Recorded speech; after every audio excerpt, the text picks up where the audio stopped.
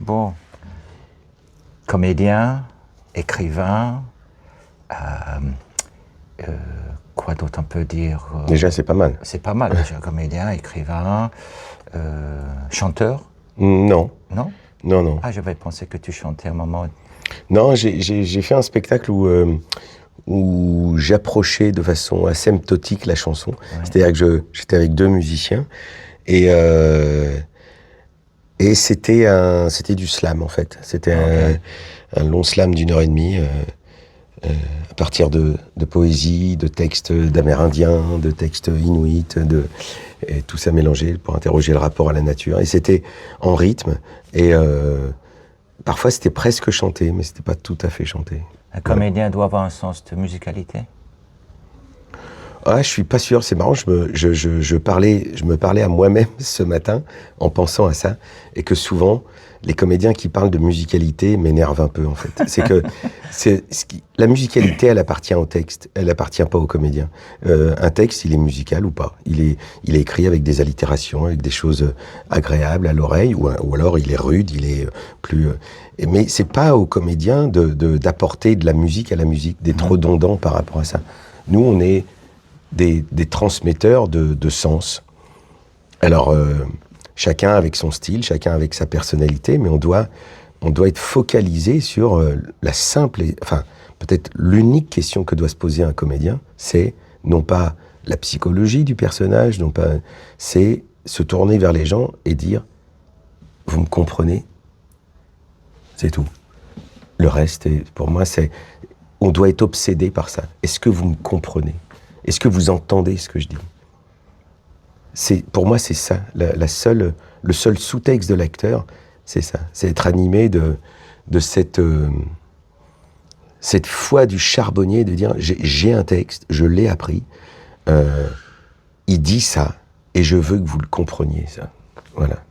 À ce moment-là, est-ce que tu penses que le rôle d'un comédien, c'est de transmettre des messages ou c'est juste être fidèle à un texte? Comment tu vois les choses? C'est un peu tout ça en même temps. Il y a des comédiens qui vont avoir la possibilité en tout cas, parce qu'ils ont une certaine reconnaissance, donc de pouvoir choisir les textes en fonction peut-être de ce qu'ils ont à dire, de ce qu'ils ont à vivre aussi, de ce qu'ils traversent. Puis il y a beaucoup de comédiens qui font ce qu'on leur demande de faire et qui n'ont pas tout à fait le choix.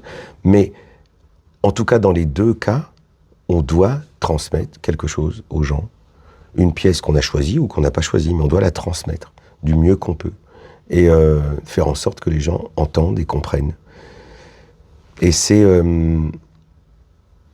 ça qui compte. Donc, peut-être que c'est le message, des porteurs de messages, mais des messages écrits par d'autres. Enfin, nous sommes des interprètes. Donc on est entre une écriture et un public. Et nous, on doit faire en sorte que ça parvienne. Dans cette même ligne-là, est-ce que tu choisis, quand on te propose des textes, selon les sujets, les thèmes? Ou est-ce que, comme tu viens de dire, des fois, on te offre un texte et tu le fais? Est-ce que tu es sensible par rapport à ce qui est proposé et conscient de ça? Oui, je ne pourrais jamais jouer une pièce que je n'aime pas, ou vis-à-vis de laquelle je trouverais que la moralité de la pièce ne me choque. Enfin, mais à l'intérieur d'une pièce où la moralité me plairait, je peux jouer un personnage totalement immoral.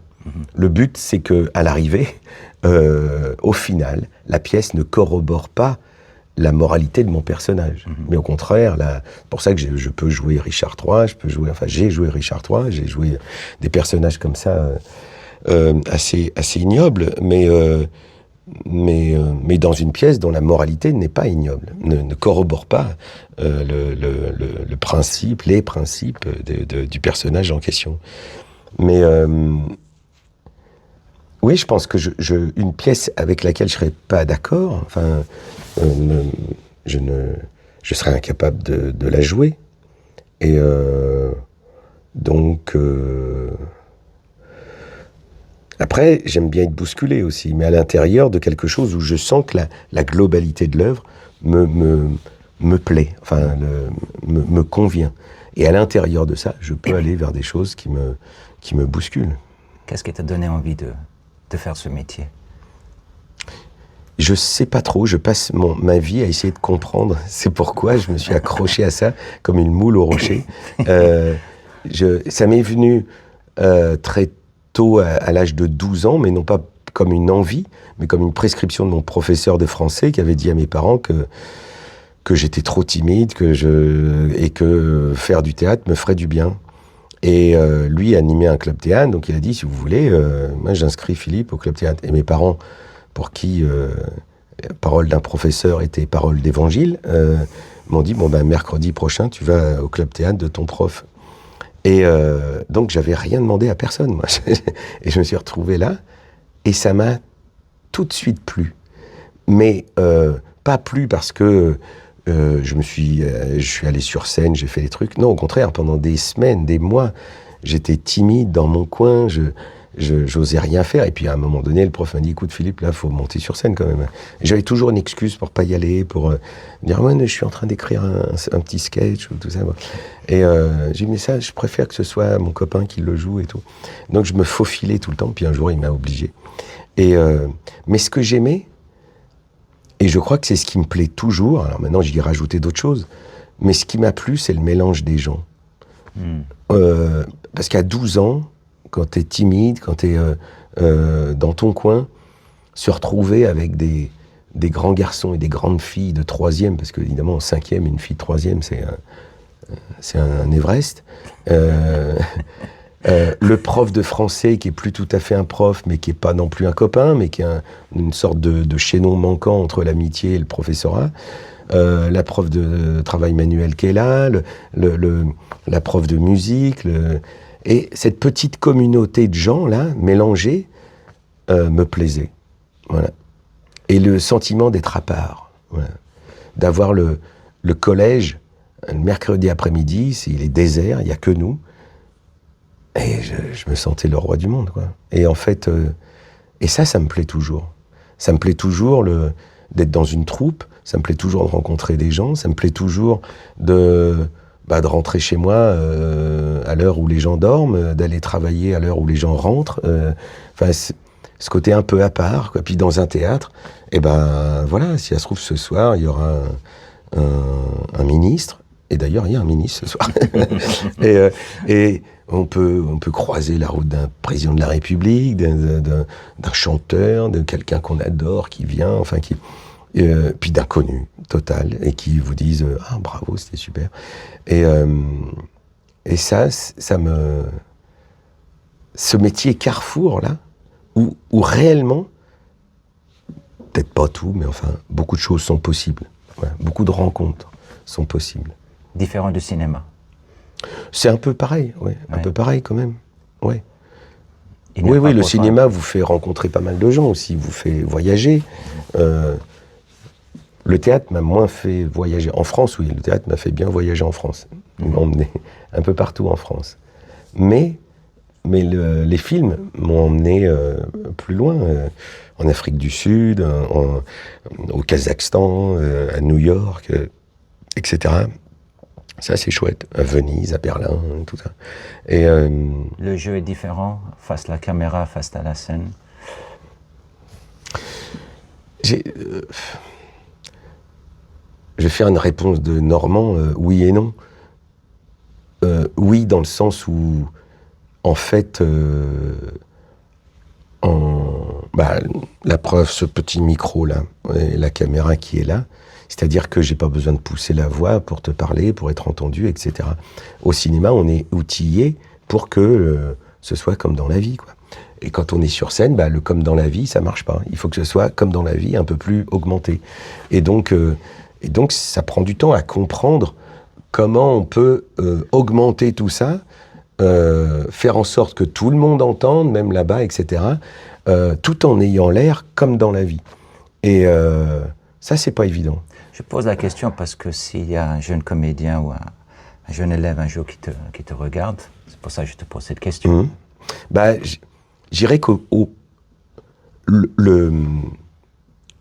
c'est fondamentalement le même métier, être sur scène ou être devant une caméra. C'est, j'ai une écriture, j'ai appris par cœur, et je voudrais que vous entendiez et que vous compreniez ce que je suis en train de dire, et d'être le plus juste, le plus vrai possible, quoi. Voilà. Et après, il y a plein de différences entre les deux disciplines. Comment tu apprends? Au théâtre, on va répéter longtemps pour être, pour posséder toute l'œuvre. Et au cinéma, on ne fait tous les jours qu'une petite partie de l'œuvre et on répète pas beaucoup. Et donc, et on attend beaucoup. Et après, c'est une question de gestion de son temps, de sa concentration, de sa disponibilité aux autres, etc. Donc, c'est très différent. Mais le cœur du métier est vraiment le même. Et comment tu apprends un texte? Longtemps à l'avance. Et j'apprends ligne par ligne, tirade par tirade. Et j'apprends en essayant d'augmenter chaque jour ce chemin de compréhension du texte. Je crois qu'on n'en a jamais fini. Moi, je suis sûr que quand on arrêtera de jouer Le mariage de Figaro et qu'on le reprendra 1 an plus tard pour la tournée, je serai étonné d'avoir joué certaines choses comme je l'ai joué. Parce que tout d'un coup, je me dis, mais je comprendrai mieux certaines choses dans 1 an que maintenant. Et j'en suis sûr, parfois c'est des détails, des micro-trucs, mais ça me le fait à chaque fois. À chaque fois qu'il y a un arrêt et qu'on reprend, en général, le jeu se dépouille encore un peu plus. Alors ça joue parfois sur des petits trucs que moi seul peux voir, et j'en discutais beaucoup avec Michel Bouquet, qui avait cette même réflexion. Il me dit, mais moi je ne cesse de relire le texte que je joue. Même si je le sais par cœur, je le relis. Et je m'aperçois qu'il y a encore des chemins inexplorés, il y a encore des zones un peu de flou. Tu as parlé, je reviens à cette enfance où tu as commencé. Aujourd'hui, qu'est-ce que tu dirais à le jeune Philippe? Qu'est-ce que tu lui conseillerais quand il démarre sa carrière, maintenant avec ce que tu as vécu? Qu'est-ce qu'il faut faire attention? Qu'est-ce qu'il y aura des regrets? Des conseils simplement, oui. Je crois que je lui dirais ce que je dis aux autres, c'est-à-dire si le jeune Philippe me disait à moi maintenant, donnez-moi un conseil, parce que je me vous voirais, je pense, je serais trop intimidé de me voir. Benjamin Button, hein? Est-ce que j'ai envie de faire du théâtre, je dis fais du théâtre. Je dis toujours ça. Alors soit les jeunes gens et les jeunes filles que je rencontre en font déjà, et je leur dis continuez. Parce qu'en fait, c'est l'insistance qui fait la différence.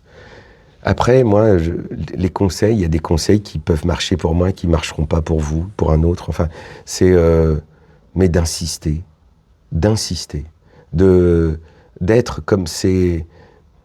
Je prends souvent cet exemple-là parce qu'il est tellement touchant de ce facteur cheval qui, à 40 ans, bute sur un caillou, mais au lieu de pester, il le ramasse, il l'emmène, et 40 ans plus tard, avec d'autres cailloux, il a fait le palais idéal. Voilà, caillou après caillou. Il a insisté. Au début, il les mettait dans ses poches, puis dans sa gibecière, puis après, il a pris une brouette, et puis il a amassé des tonnes et des tonnes de cailloux dans son jardin, et il a fait un palais. Et c'est ça. Je trouve que l'insistance, c'est ça. C'est comme dans la nouvelle de Giono, l'homme qui plantait des arbres. Il plantait 100 glands par jour. Et à la fin de sa vie, il a complètement changé le paysage d'une région.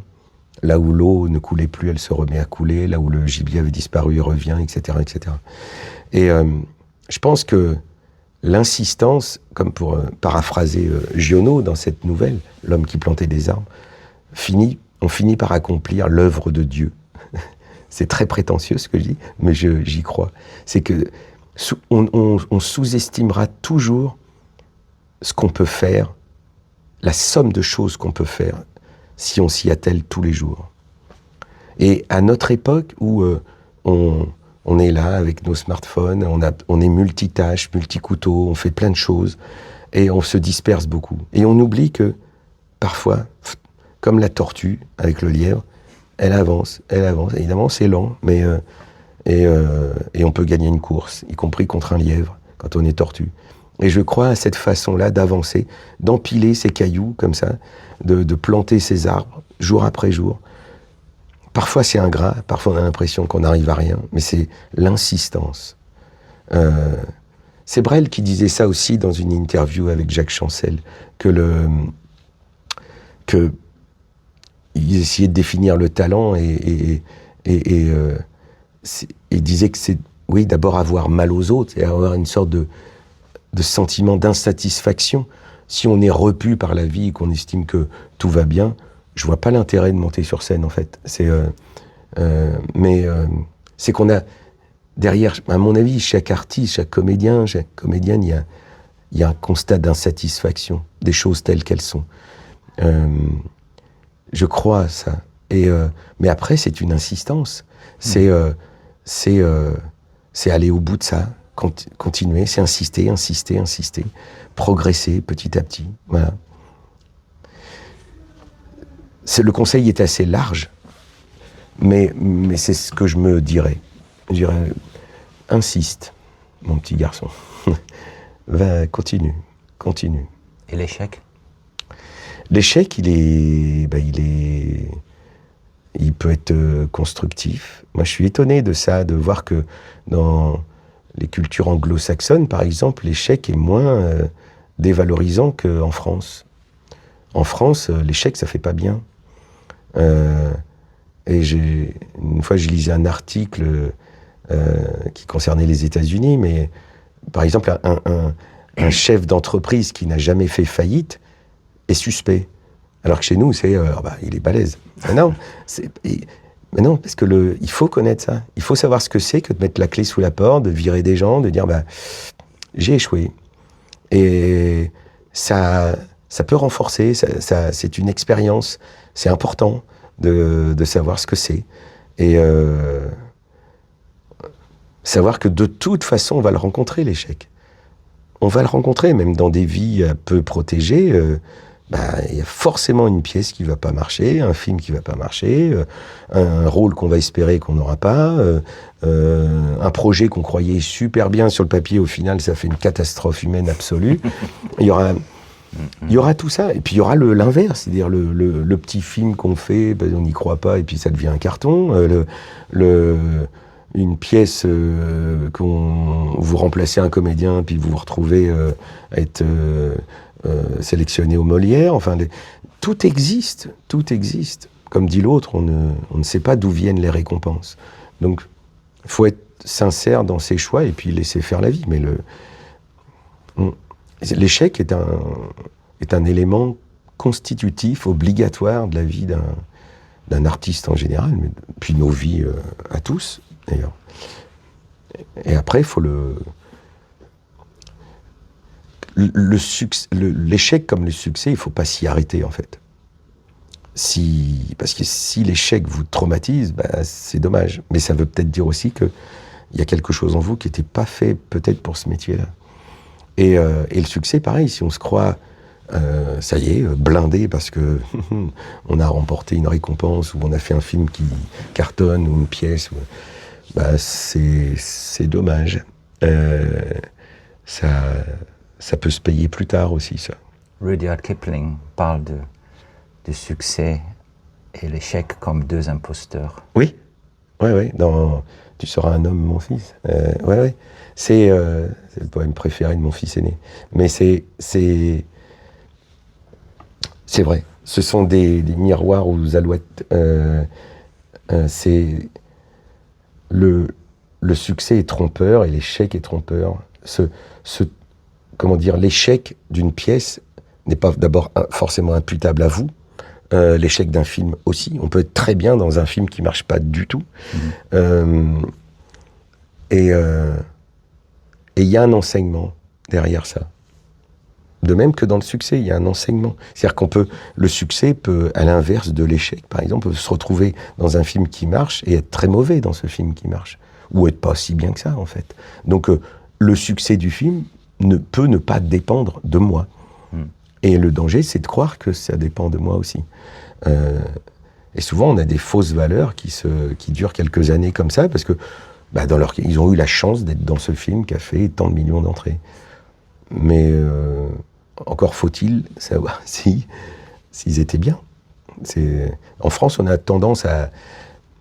Quand le film est un échec, tout le monde est tartiné de cette peinture d'échec. Et quand le film est un succès, tout le monde est tartiné de cette peinture brillante, cette fois, du succès. On manque un peu de discernement par rapport à ça. Est-ce que tu es conscient du travail d'un producteur, un directeur d'un théâtre? Conscient, oui et non. Oui, parce qu'à force de faire du théâtre, j'ai été amené à parler, à discuter, à déjeuner, à dîner avec bon nombre de directeurs et directrices de théâtre, dans le privé, dans le subventionné. Mais réellement, non, parce que je pense qu'il n'y a qu'en devenant directeur de théâtre qu'on peut réellement savoir ce que c'est. Mais j'ai été tenté plusieurs fois de m'aventurer là-dedans, prendre la direction d'un théâtre, ou de postuler dans le public. Il y a même quelqu'un qui m'a conseillé de le faire dans le privé aussi. Et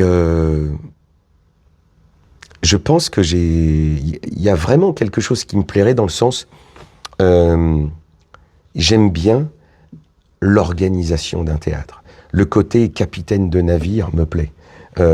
Gérer les équipes, essayer d'insuffler un état d'esprit, une façon d'accueillir les gens, une façon de respecter les artistes qu'on invite à venir jouer, et de faire en sorte que les artistes aussi respectent notre personnel, etc. Enfin, tout ça, la programmation, tout ça me plairait. Après, il y a plein de choses dans les bureaux qui me plaisent pas du tout, quoi. C'est ça l'autre chose. Voilà. Et donc, je pense que devenir directeur d'un théâtre, c'est quand même mettre une croix sur ce qui fait ma vie, c'est-à-dire jouer, en fait. Et j'ai pas envie, en fait. Très bien. Alors, qu'est-ce que je voulais dire, une question que... Ah oui, tu parlais justement du privé. Oui. Si je te dis privé et subventionné, qu'est-ce que ça provoque en toi? Pas grand-chose, déjà. Next. Non. J'ai joué dans les deux économies. Actuellement, là, je suis dans le privé. C'est un théâtre privé, ici. J'ai tendance à penser que ce qui compte, ce sont les projets. Voilà. Et d'aller vers des projets qu'on aime. Alors, s'ils sont soutenus par l'économie publique, pourquoi pas. Et si c'est soutenu par une économie privée, pourquoi pas non plus. Donc, philosophiquement, j'ai aucun problème avec ça. Et puis, je suis plutôt content, d'ailleurs, que les deux économies existent. Je pense que les deux sont nécessaires à la vitalité du spectacle vivant. De la même façon, l'enseignement public et l'enseignement privé, je trouve que tout ça a raison d'être, en fait. Qu'est-ce que je pourrais dire? Mais en plus, on s'aperçoit que le théâtre privé n'est pas si privé que ça, dans la mesure où il y a quand même des aides publiques aussi, pour des spectacles, pour soutenir des premières, des spectacles un peu plus compliqués. Ce que j'aime aussi, c'est que, bon, évidemment, il faut que ça marche, il faut que les spectacles marchent, mais dans le privé, on peut jouer longtemps. Là, par exemple, le mariage de Figaro, à l'heure où on se parle, on en est à, je dirais, 60-70 représentations. Dans le subventionné, on serait à la fin, quasiment, de l'exploitation du mariage de Figaro. Ça questionne l'exploitation des spectacles. Et ça, c'est un débat pour moi qui est fondamental. C'est-à-dire que je reproche souvent au théâtre subventionné de ne pas exploiter le succès, voire même le succès dans le subventionné est presque un accident industriel. C'est-à-dire que c'est pas prévu, en sens où c'est... Alors évidemment, tous les metteurs en scène, hommes et femmes, qui font des spectacles, espèrent avoir un succès, mais en gros, le succès se limite à un bon Masque et la Plume, des bonnes critiques dans Libé, Télérama, etc. Et quelques petites dates de tournée, etc. Un bon Avignon, évidemment. Et puis c'est à peu près tout. Or, tout ça engage de l'argent. Et notre mission, c'est de faire en sorte que les gens voient ces spectacles. D'accord. Alors, avant qu'on arrive à la fin de ce magnifique interview, tes mentors, tes maîtres? Eh bien, je n'en ai pas, ou j'en ai des milliers. Dès l'instant où un comédien ou une comédienne est formidable dans un rôle, pour moi, ça devient un maître ou une maîtresse. Enfin, c'est... Alors évidemment, il y en a qui sont plus récurrents que d'autres. Michel Bouquet, ça n'a ni été mon professeur, et je n'ai jamais joué avec lui, ni un partenaire. Mais on s'est vu plusieurs fois. On s'est témoigné une vraie... Pas amitié, mais une vraie admiration réciproque, en tout cas. Moi, ça m'a frappé. Qu'ils me disent des choses sur moi, comme... parce que moi, j'en avais encore plus à son service. Et... donc, je me souviens avoir discuté de ça avec Catherine Samy, comédienne qui était la doyenne de la Comédie Française, à l'époque où j'y étais. Et elle nous plaignait, nous, les petits jeunes, de ne pas avoir de maître, de ne pas avoir connu cette époque-là. Et je lui dis, mais moi, je n'arrive pas à mettre tous les œufs de mon admiration dans le même panier, en fait. Il y a des personnes plus importantes que d'autres, certes, mais pour moi, j'ai rencontré Michel Aumont, par exemple. Je pourrais pas dire que c'est mon maître, mais je le regardais jouer. J'ai eu la chance de répéter avec lui, donc je l'ai regardé répéter. Pareil pour Roland Bertin, que j'aimais énormément, Christine Fersen, Catherine Yegel, d'autres.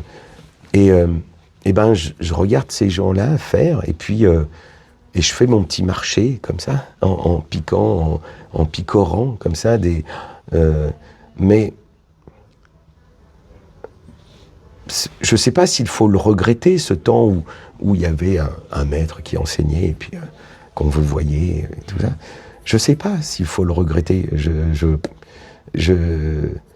C'est comme ça. L'évolution a fait en sorte que comment dire, que ça se diversifie, que l'enseignement soit un peu...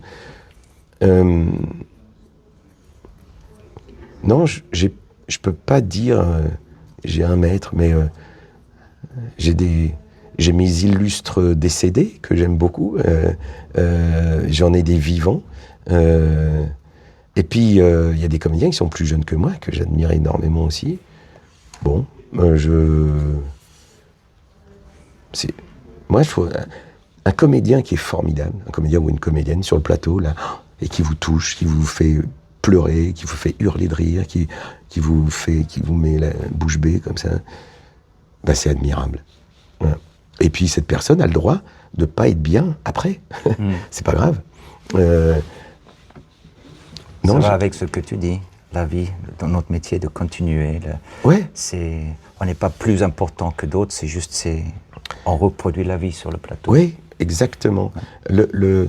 J'entendais je ne vais plus me souvenir de son nom, mais un chercheur en mathématiques d'origine russe qui s'est réfugié en France, qui était à l'origine d'un combat pour l'écologie et tout ça. Son nom va m'échapper, mais ils en parlaient à la radio France Inter il n'y a pas longtemps, dans La tête au carré, et lui, il se déclarait travailleur, je ne sais plus quel terme il avait utilisé, il n'aimait pas chercheur, travailleur en mathématiques. Et je trouve ça chouette. J'aime bien ça. Moi, je suis un travailleur en art dramatique. Artiste, on verra. Je sais pas. J'espère que je fais les choses avec une certaine grâce, élégance. Je sais pas. Artiste, je sais pas trop ce que ça veut dire, mais travailler, je sais ce que ça veut dire. Ouais. Des petites questions pour terminer. Juste, comment on dit, tac au tac. Si tu étais une chanson ou une musique,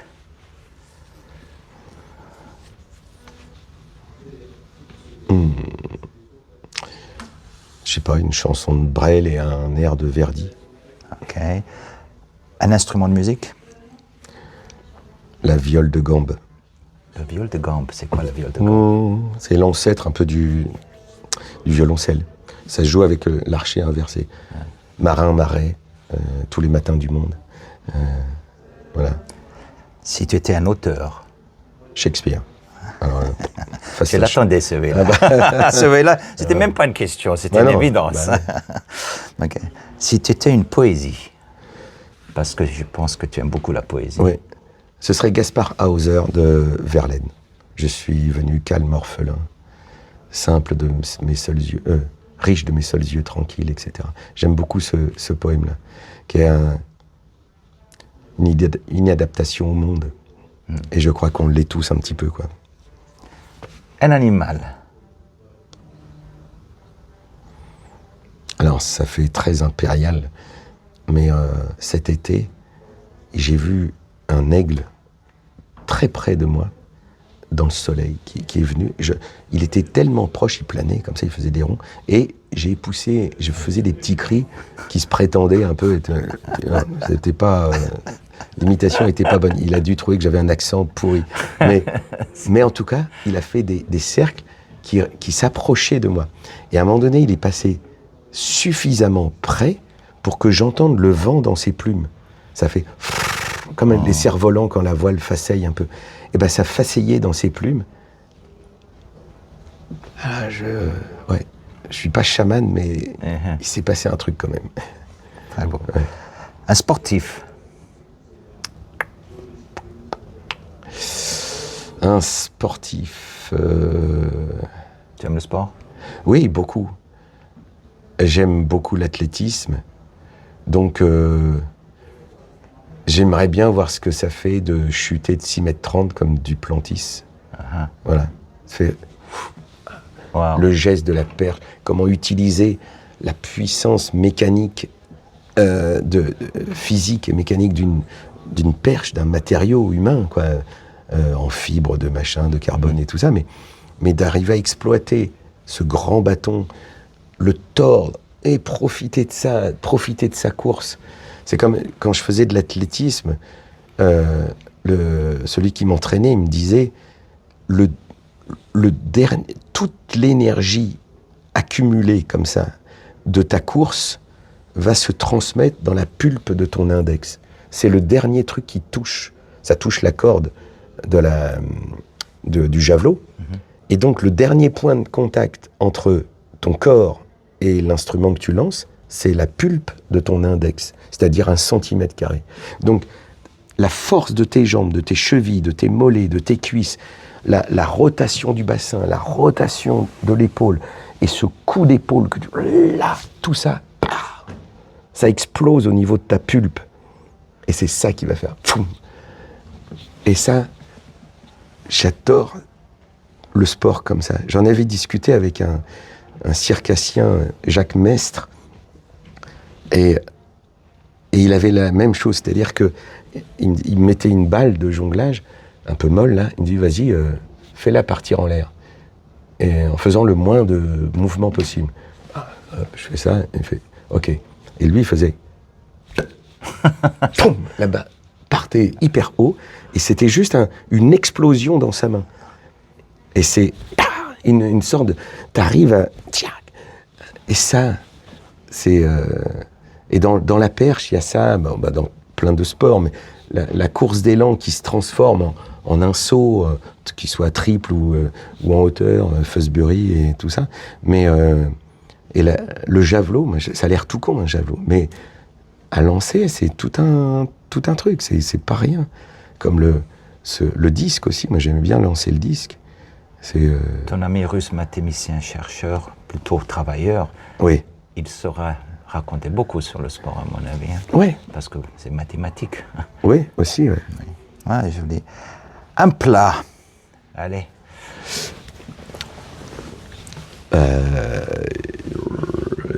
Le plat que je mange le plus, ce sont les pâtes, aromatisées à plein de choses, mais un plat emblématique un peu...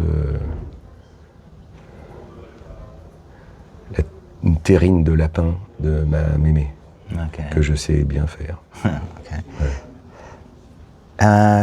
Une ville.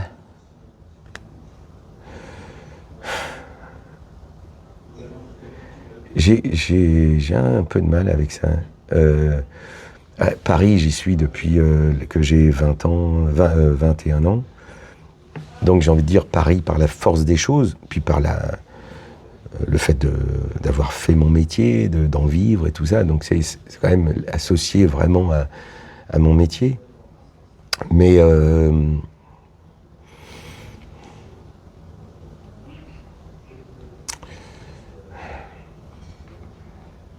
y a quelque chose en moi qui n'est vraiment pas urbain. Je viens de la campagne et il n'y a rien à faire. Je pense que je peux me plaire. Je pensais que j'allais détester New York. J'ai adoré New York. Mais je ne sais pas si je serais capable d'y vivre. J'ai adoré Londres.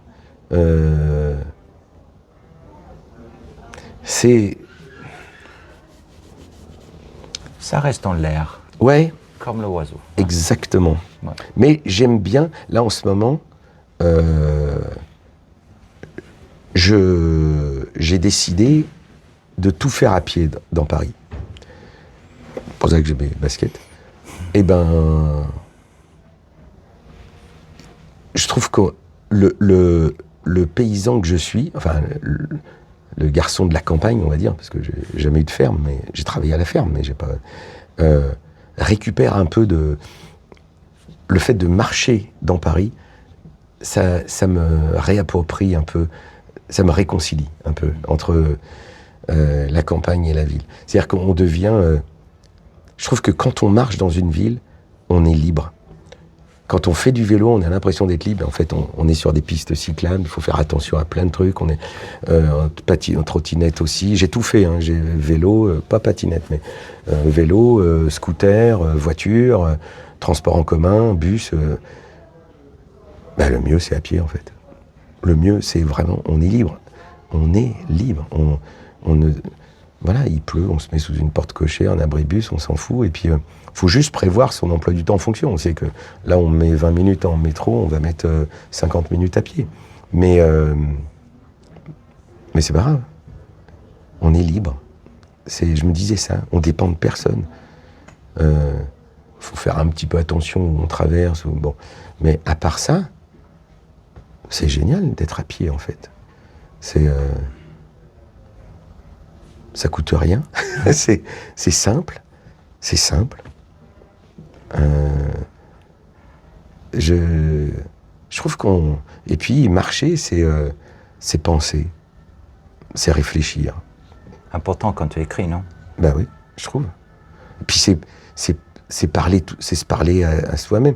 J'entendais Sylvain Tesson dire ça, mais effectivement, c'est se parler. Marcher, c'est parler, c'est se parler. Parfois à voix haute, quand on est tout seul et qu'on ne craint pas de passer pour un cinglé. Mais je le fais souvent, à la campagne, je parle. Et souvent, quand j'habitais à Paris, qu'il y avait des ascenseurs, je parlais dans l'ascenseur. Et j'ai eu quelques moments de honte, comme ça, en descendant, la porte s'ouvre, et puis les gens me regardent passer. Genre, ils disent, mais il est tout seul.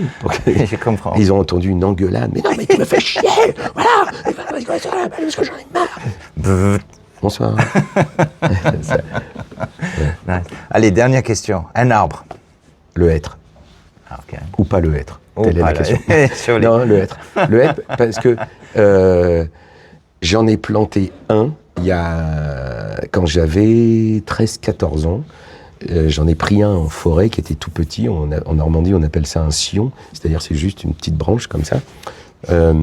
Et je l'ai mis dans un des prés qu'avaient mes parents. Et bien maintenant, je grimpe dedans. Et mes bras sont pas assez longs pour l'enserrer. C'est-à-dire que le tronc est comme ça. Ah. Voilà. Et c'est mon être. Et quand on est dos à son tronc, pour sortir de la frondaison, il faut faire 11 ou 12 pas. C'est quand même beaucoup, quoi. Les branches qui s'étalent comme ça. Alors c'est pas un hêtre de forêt qui monte et en faisant un fût, là, il avait de la place, donc ses branches se sont étalées et tout. Et surtout, je grimpe dedans, je peux monter très haut dans cet arbre. Et il me fait du bien. J'aime bien le serrer. Mais j'aime beaucoup les arbres. Enfin, le frêne, c'est très joli. Le chêne aussi. Pour mes enfants, j'ai planté des chênes. J'ai planté un acacia pour mon petit-fils. J'ai planté des bouleaux.